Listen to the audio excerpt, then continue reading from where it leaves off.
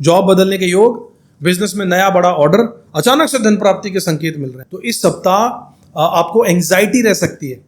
अगर ना बन पा रहा हो जीवन में कोई काम या पाना चाहते हो हर समस्या से आराम, तो बोलते रहिए जय सिया राम, जय जय सिया राम। नमस्कार साथियों, किस्मत की रेखा में एक बार फिर से आपका बहुत बहुत स्वागत करता हूं। किस्मत की रेखा में लेकर आ गया हूं आज आपके लिए आने वाला सप्ताह, यानी कि 24 से 30 जून का जो सप्ताह है वो कैसा रहेगा, क्या आपको करना चाहिए, क्या उपाय करने चाहिए। अगर चैनल को अब तक आपने सब्सक्राइब नहीं किया तो जरूर कर लीजिए, बेल आइकन को प्रेस कर दीजिएगा।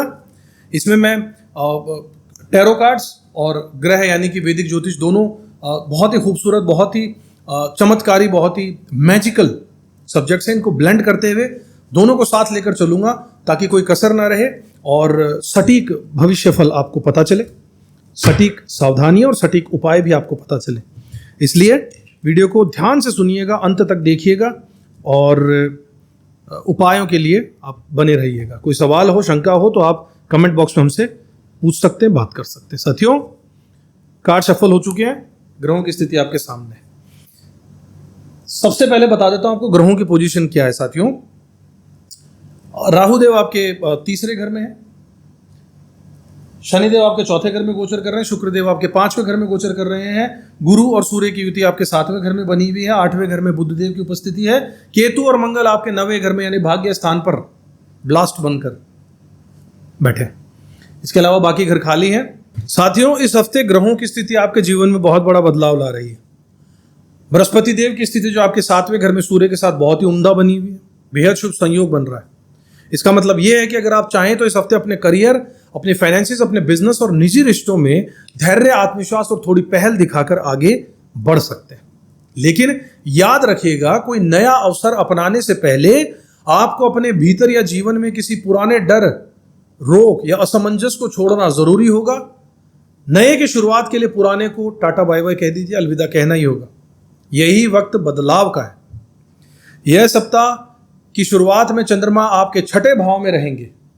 चंद्रदेव आपके 6th हाउस, यहां से सप्ताह की शुरुआत होगी, जहां पर वे अष्टम के स्वामी, 8वें के स्वामी बनकर 6ठे में रहेंगे। इसका मतलब यह है कि रुका हुआ पैसा, लीगल काम, पुरानी बीमारी या कोई उलझा हुआ मामला, इनमें आपको शुभ समाचार मिलेंगे क्योंकि ये एक विपरीत राजयोग बनेगा। लेकिन मन में थोड़ी अनिश्चितता भी बनी रहेगी, चिंता और व्यर्थ की टेंशन भी सताएगी। इसलिए अपनी वाणी और व्यवहार में संयम रखना होगा। परिवार में कटुता मत आने दीजिएगा। शनि भी आपकी भावनाओं को चुनौती देंगे 4थे घर में बैठकर। इसलिए इमोशनल घर है, इमोशंस को लेकर कोई बड़ा फैसला मत लीजिएगा, भावना में बहकर मत लीजिएगा। अपने रुके हुए पैसे या प्रयासों के लिए यह समय सही है, लेकिन व्यर्थ की चिंता छोड़ दीजिए और पॉजिटिव सोच के साथ आगे बढ़िए। 24 जून से 27 जून से चंद्रमा जब आपके 7वें भाव में यहां पर आ जाएंगे, 7वें घर में, बहुत ही अद्भुत युति बनेगी इन तीनों ग्रहों की।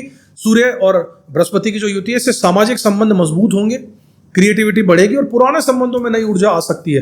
विद्यार्थी वर्ग के लिए समय बहुत अच्छा रहेगा, लेकिन दुविधा और कंफ्यूजन भी साथ में रहेगी। कोई बड़ा निर्णय बिल्कुल जल्दबाजी में मत लीजिएगा, खासकर रिश्तों या पैसों के मामले में। तो खासकर राहु का असर भी रहेगा, जिससे 7वें घर में यहां पर राहु का असर भी रहेगा, जिससे लालच या गलत निर्णय लेने की प्रवृत्ति बढ़ सकती है। इसलिए कोई भी बड़ा निर्णय पूरी सतर्कता से और सलाह के बाद ही लीजिएगा। 27 जून के बाद चंद्रमा जब अपने ही राशि में, अपने ही घर में पहुंच जाएंगे, 8वें घर में, और बुध के साथ आमतौर पर स्थिति शुभ नहीं मानी जाती है, लेकिन इस बार फिर से विपरीत राजयोग बन रहा है, इसलिए संभावनाएं अच्छी बनेंगी। जॉब बदलने के योग, बिजनेस में नया बड़ा ऑर्डर, अचानक से धन प्राप्ति के संकेत मिल रहे हैं। लेकिन साथ ही आपकी संवेदनशीलता भी बढ़ जाएगी। गलत लोगों पर भरोसा करने से बचिएगा। कोई भी असुरक्षित इन्वेस्टमेंट या झगड़े से आपको बचना होगा। साथियों, आपके करियर और बिजनेस के बारे में बात करें तो नया काम आएगा, नई जिम्मेदारी आएगी। जॉब चेंज होने के भी योग इस हफ्ते मजबूती से बनेंगे। बिजनेस में कुछ नया सीखिएगा, इनोवेशन लाइएगा और पुराने तरीकों से हट जाइएगा। ओवर कॉन्फिडेंस से बचना होगा। अपने स्किल्स और टीम की ताकत को पहचानना होगा। पैसों के लेन देन में सतर्क रहना होगा। कोई बड़ा निवेश सोच समझकर ही कीजिएगा, यह आपको राय में फिर से दे रहा हूं। कोई लीगल मैटर अगर है, कानूनी कार्रवाई चल रही है, तो उधर भी अच्छी प्रगति हो सकती है। आपकी लव लाइफ, विवाह और आपके रिश्तों के बारे में बात करें तो संबंधों में नयापन लेकर आइए। पुरानी बातों को दरकिनार कर दीजिए। कब तक घिसते रहेंगे उन चीजों को। पार्टनर के साथ अधिक परिपक्वता और समझदारी से व्यवहार करना सीखिए, शुरुआत कर दीजिए। घर, परिवार या विवाह में कटुतापूर्ण भाषा से बचना जरूरी है, वरना तनाव बढ़ेगा ही बढ़ेगा। ये कार्ड्स भी उसी ओर इशारा करते हैं। लव लाइफ में ग्रोथ होगी, बशर्ते व्यवहारिक सोच रखना होगा, प्रैक्टिकल सोच रखिए। पुराने जमाने की बात में कुछ नहीं रखा है। शिक्षा, विद्यार्थी और पढ़ाई के क्षेत्र में बात करें तो मन में बहुत ज्यादा विचार, कंफ्यूजन रह सकता है। ज्यादा सोचने से बचना होगा, पढ़ाई के तरीके बदलने होंगे, नए शेड्यूल और स्ट्रक्चर लेकर आना होगा। खुद पर और अपनी पढ़ाई की योजना पर भरोसा रखिएगा, लोगों की अपेक्षाओं में उलझकर मत रहिएगा साथियों। स्वास्थ्य के बारे में और गहराई से अगर हम बात करें तो इस सप्ताह आपको एंजाइटी रह सकती है, पेट की समस्या हो सकती है, आंखों की समस्या हो सकती है, नींद की कमी महसूस हो सकती है, हड्डियों में दर्द रह सकता है साथियों। व्यर्थ की चिंता करना और असमंजस ये आपके लिए प्रमुख रहेंगे। Confusion, illusion. शरीर को आराम दीजिएगा, नियमित दिनचर्या बनाकर रखनी होगी।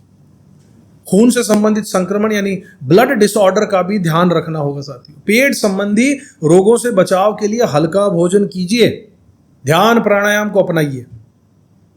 साथियों, उपायों की बात करते हैं जिसका आपको बेसब्री से इंतजार रहता है, उपाय भी और सावधानियां भी। सबसे पहले महादेव, भोले बाबा, शिव जी की आराधना कीजिए और उन्हें मिश्री का भोग लगाइए। किसी भी मीठी चीज का जो सफेद है उसका भोग लगाइए, भले ही दूध में शक्कर घोलकर भी आप उन पे भोग लगा सकते हैं। अपने मन में कृतज्ञता, ग्रेटिट्यूड रखिए ऊपर वाले से जो उन्होंने आपको इतना सब कुछ दिया है। विनम्रता रखिए। कोई संशय या बड़ा निर्णय लेना हो तो किसी भरोसेमंद व्यक्ति, किसी उम्रदराज व्यक्ति, किसी एक्सपीरियंस व्यक्ति की सलाह जरूर ले लीजिएगा। अपने भीतर की ऊर्जा को पॉजिटिव दिशा में लगाइए, ईगो को छोड़िए, क्रोध से बचिए। धनुराशि के जातकों के लिए ये सप्ताह परिवर्तन, चुनौतियां और नए अवसरों से भरा हुआ है साथियों। आत्मविश्वास, धैर्य, नई सोच और सकारात्मक दृष्टिकोण आपको अपनाना होगा। तो यह सप्ताह आपके लिए एक मिला जुला परंतु अधिकतर शुभ ही साबित होगा। सभी निर्णय पूरे विवेक के साथ लीजिए, घर परिवार और रिश्तों का सम्मान कीजिए और स्वास्थ्य का ध्यान जरूर रखिएगा। अगले सप्ताह एक बार फिर से आपसे मिलूंगा नई भविष्यवाणी के साथ। चैनल को सब्सक्राइब नहीं किया तो जरूर कर लीजिए, बेल आइकन को प्रेस कर दीजिएगा। वीडियो पसंद आया तो लाइक कीजिएगा, शेयर कीजिएगा। साथियों, अगर अपनी जन्म कुंडली का विश्लेषण करवाना चाहते हैं पूरी गहराई के साथ में, ये तो एक जनरलाइज्ड कुंडली है, एक साधारण कुंडली, सब पे लागू जो बेसिक होती है। आपके अपने सितारे कुछ और कहते हैं, आपकी कुंडली में जो ग्रह हैं वो आपको कुछ और संदेश दे रहे हैं। कई बार ऐसा होता है ग्रह आपसे कुछ चाहते हैं, वो चाहते हैं आप इस रास्ते जाइए, आप दूसरे रास्ते जा रहे हैं। तो ग्रहों से फिर आशा कैसे रख सकते हैं कि हमारा सब कुछ अच्छा हो? नहीं होगा। ग्रहों की बताई भाषा को समझकर, पढ़कर, विश्लेषण करके जब आप उनकी बताए रास्ते पे चलते हैं तब आपका जीवन सरल और सफल होता है, समृद्धि अपने आप आती है। तो अगर अपनी कुंडली का विश्लेषण करवाना चाहते हैं, बच्चों की कुंडली का विश्लेषण या परिवार में किसी की अगर कुंडली का विश्लेषण करवाना चाहते हैं तो जरूर करवाइए। स्क्रीन पर जो नंबर्स उन पे व्हाट्सएप के थ्रू कांटेक्ट कीजिएगा। बहुत ही कम रेट पर, बहुत ही कम कीमत पर हम ये काम करते हैं आपके लिए, क्योंकि हमारा उद्देश्य बहुत ही कम कीमत पर ज्यादा से ज्यादा लोगों की सेवा की जाए। साथियों, अगले वीडियो में एक बार फिर से आपसे मुलाकात होगी। तब तक अपना ध्यान रखिएगा, खुश रहिएगा, कर्म करते रहिएगा और ऊपर वाले में विश्वास जरूर रखिएगा। जय श्री राम। किस्मत की रेखा